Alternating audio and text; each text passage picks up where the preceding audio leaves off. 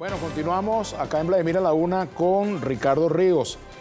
Te dejamos una pregunta pendiente, la vas a responder y luego le vamos a dar el pase a Carlos Navarro, aunque vamos a hacer una conversación vía Skype. Te preguntaba sobre el rol de Avanzada Progresista en esta alianza opositora. ¿Ustedes son consultados con las decisiones que se toman? ¿Sabían algo de lo que iba a ocurrir ayer o simplemente son aceptados pero no consultados? ¿Se enteran por la prensa como el resto de la gente? La toma de decisiones en la gestión actual de Guaidó no ha sido amplia para nosotros. Nosotros decidimos participar y apoyar la estructura completa de la nueva Junta Directiva del Congreso, de la Asamblea Nacional. Todos pues tenemos pocos diputados, pero todos votaron a favor de lo que había que ocurrir el 5 de enero. Y después hemos promovido encuentros, tuvimos un encuentro muy productivo con Juan Guaidó, muy franco, donde dijimos lo que sí, lo que no nos gustaba de lo que estaba haciendo. Y creo que fue una conversación que permitió acercarnos más a la gestión política que está haciendo Juan Guaidó en Venezuela. Nuestra militancia en todo el país ha tenido participación muy activa en las convocatorias de masa e incluso se desesperan cuando no ven que nosotros estamos en las tarimas o en las fotos diciendo, estamos por fuera. Y es que sí estamos en muchos casos.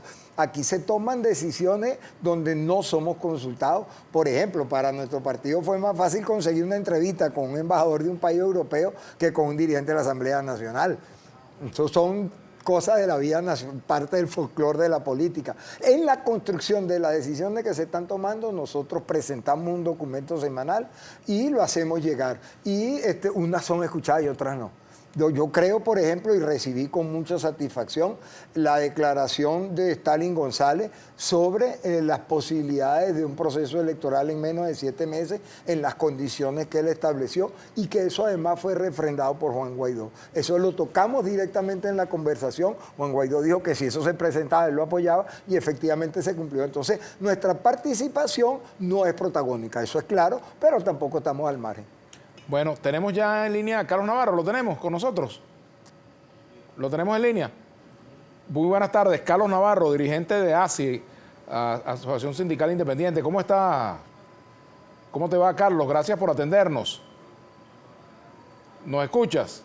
La oportunidad que me das para comunicarme con mi país a esta distancia tan lejos, desde Canadá, donde estoy por haber tenido que salir del país por un acoso y una persecución ya programada por el presidente Maduro. Bueno, gracias por atendernos, Carlos. Bueno, me gustaría tu visión hoy sobre el 1 de mayo en nuestro país y, bueno, algunas estadísticas que ustedes manejan y también lo que ha sido la Organización Internacional del Trabajo como instancia en la cual se han debatido muchos temas relacionados con los trabajadores venezolanos.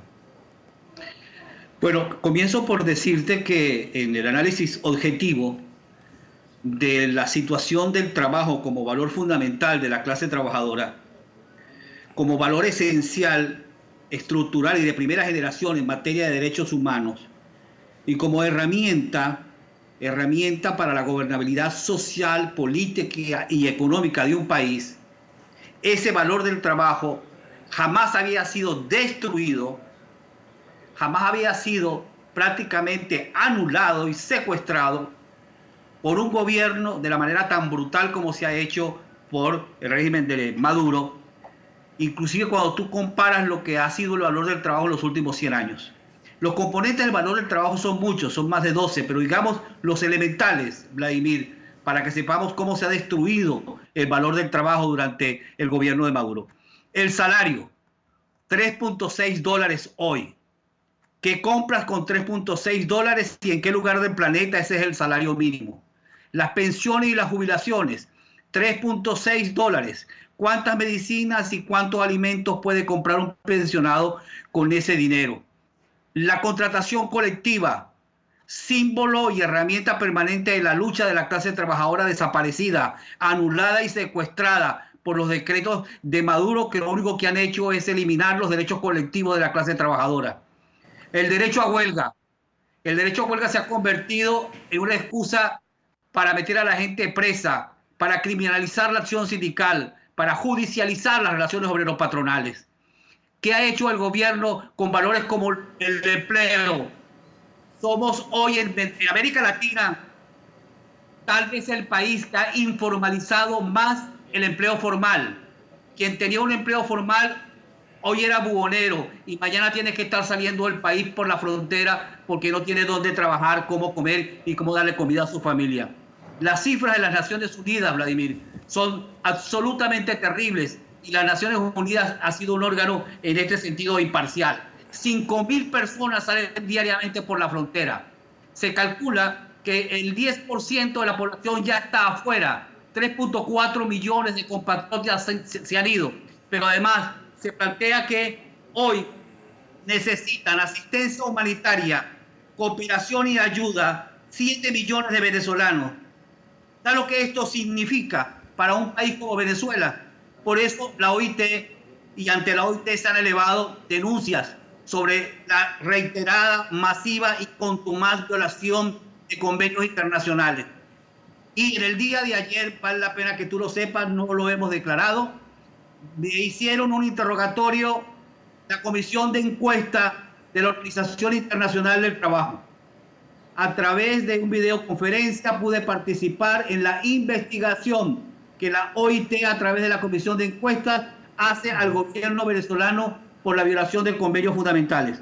Allí estuvimos presentes por la vía de la videoconferencia el compañero Eric Zuleta, el vicepresidente de la Central ASI Venezuela, y el compañero Hugo Cuicas desde Lima, que también tuvo que salir del país acosado y perseguido. Hugo Cuicas, compañero del transporte del Estado Lara. Hugo desde Lima, Eric Zuleta desde Madrid y yo desde Toronto, donde estamos fuera del país por acoso y persecución del gobierno venezolano. Entonces, en síntesis, es una situación realmente grave la que viven los trabajadores venezolanos, lo que viven los trabajadores de la tercera edad, lo que viven los pensionados y los jubilados, el tema del salario, el tema del empleo, el tema del trabajo, salir del país para buscar comida. Pues bueno, así no se puede vivir en ninguna parte del planeta. Y encima de eso, pues te eliminan los valores y los símbolos fundamentales de la clase trabajadora. En síntesis, por eso te digo que tal vez en los últimos 70 años jamás el valor del trabajo había estado tan destruido y símbolos tan importantes en la lucha de la clase trabajadora internacional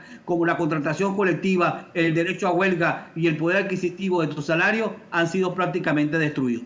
Carlos, no sé si nuestro invitado Ricardo Ríos quiere hacerte algún comentario, alguna pregunta sobre lo que ha dicho Carlos Navarro. Hola Carlos, ¿cómo estás? Lamento mucho que hayas tenido que irte del país, un destacado dirigente sindical como tú. Fíjate, yo marché hoy con ASI, casualmente, estábamos con los... Qué bueno, hermano, qué bueno. No que lo programé, sino que salí del metro y caí en el medio de la marcha de ellos.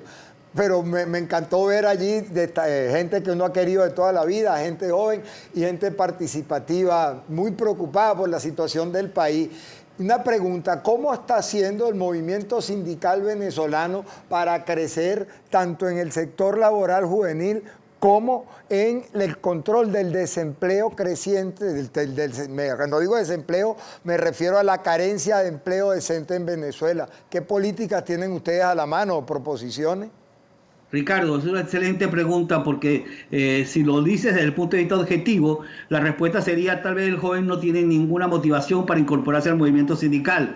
No tiene a través del movimiento sindical un puesto de trabajo, no tiene cómo ser concejal o diputado, no tiene cómo ser mantenido, de manera que el joven solo entraría a un sindicato si va a luchar, a sacrificarse y a comprometerse con los derechos de la clase trabajadora. Y precisamente por ahí es que nosotros trabajamos con cursos de formación y de capacitación. Tenemos un departamento nacional juvenil. Quiero decirte que el promedio de edad de nuestro comité ejecutivo es 45 años de edad. Quiero decirte que la mitad de nuestro comité ejecutivo, el 50% son mujeres, y nuestro departamento de juvenil se ha encargado de formar jóvenes, inclusive de que salgan del país, porque como tú lo sabes muy bien, Ricardo y Vladimir, nosotros somos la única central sindical reconocida a nivel internacional. Tenemos un representante en el comité ejecutivo de la Confederación Sindical de las Américas y yo soy representante ante la Confederación Sindical Internacional con sede en Bruselas. Por eso estamos implicados a la lucha de la juventud trabajadora y del sindicalismo joven. Y lo estamos haciendo es a través de eso, hermano, formación y capacitación con las uñas. Nosotros hacemos cursos y nosotros hacemos la propia sopa, buscamos el plato, servimos y así trabajamos con los jóvenes y tenemos realmente una central que está creciendo muchísimo en todo el país. Ahora, Carlos, fíjate, Carlos, por cierto, también es profesor universitario. Exacto. Carlos, el éxodo venezolano, los trabajadores que están en el exterior, sus condiciones de trabajo, sus derechos, ¿quién se los garantiza? ¿Quién les defiende esos derechos en distintos países? No sé si me escucha, si me copia. ¿Se cayó la comunicación? Sí. Entendí la pregunta. ¿Tú me oyes? Adelante, Carlos. ¿Me oyes? Adelante. Sí, te escuchamos. Efectivamente, hemos hablado con la CUP de Brasil, hemos hablado con la CUP de Colombia, que han estado atendiendo el tema de la migración en la frontera con Brasil y en la frontera con Colombia.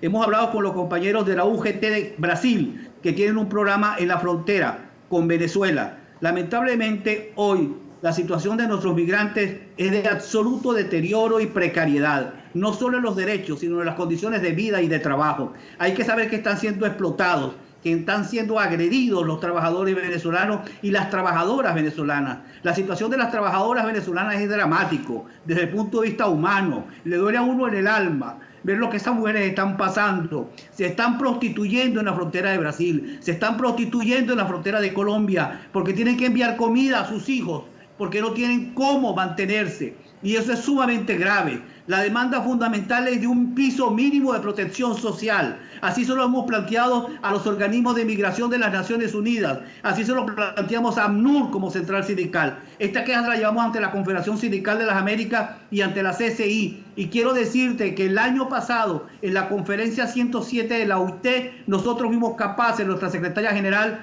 Leida Marcela León y yo, de llevar esta denuncia ante la AMNUR y ante los órganos de la OIT en materia de inmigración, porque lo que están sufriendo los venezolanos y las venezolanas fuera del país es absolutamente denigrante, y esto hay que saberlo. Así como también hay que saber que encima de que no hay medicinas, de encima de que no hay hospitales, hoy se calcula oficialmente por las Naciones Unidas que han salido más de 24.500 médicos de Venezuela. Entonces la situación no es para jugar. La situación no es para contemplarla, la situación ni siquiera es para reflexionarla. Se trata de hambre, desempleo, salarios sin poder adquisitivo, sin derecho a huelga, sin contrato colectivo, sin salud, sin médicos, sin hospitales. La situación de la clase trabajadora en Venezuela es la peor que ha vivido tal vez en los últimos 70 años de la historia de Venezuela. Bueno, Carlos, te agradecemos mucho este contacto. Carlos Navarro, nuestro saludo a Carlos Navarro, dirigente sindical venezolano que se encuentra pues refugiado en Canadá. Nosotros tenemos que hacer una pausa y al regreso continuamos conversando con Ricardo Ríos, profesor universitario, profesor de matemáticas, dirigente estudiantil del siglo pasado, como digo yo, y dirigente de Avanzada Progresista en este siglo. Ya venimos.